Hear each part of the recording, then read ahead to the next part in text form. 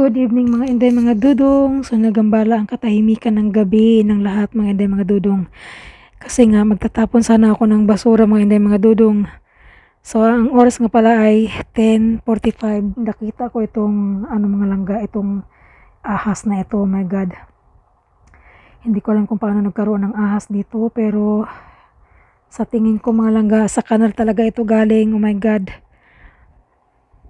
Nagtatapon kasi sana ako ng basura at dadamputin ko sana siya mga langga. Kaso sabi ko bakit ganun, parang gumagalaw. So yun nga, nakumpirma kong ahas nga ito mga inday mga dudong. So ayan, sa sobrang takot ko mga inday mga dudong, nanginginig ako. Tinawag ko agad si madam, sabi ko may ahas.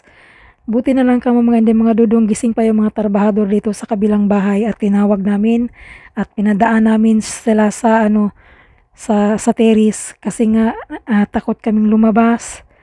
Baka magkisi-kisa yung ahas ba pag makakita ng tao. Oh my God, my God, oh my God. So maulan tong mga langga. Sobrang nakakatakot. Tag-init na kasi mga langga, kanagambala yung mga ahas ba.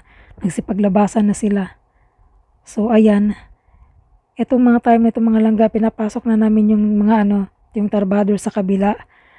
Ayan.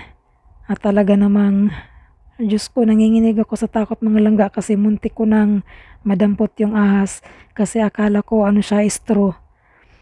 Kasi di ba magtatapon sana ako ng basura. Sabi ko, bakit may sinulid dito ay may straw. Kuya, baka makagat So ka. ayan na nga si Manong. Ay so si Manong mga inday mga dudong, dinampot niya lang na parang walang nangyari. Oh, look, guys, Samantalang dinampot kami yung ahas. nanginginig at si Kuyang Manong ay may dala siyang pamalo. Akala niya sobrang laki ng ahas.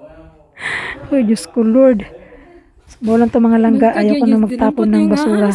Kasi ako talaga mga langga, kahit na 12:00 pa ng gabi, nilalabas ko talaga yung basura. Pero ngayon ayoko na, never ever. Maurang to, thank you so much.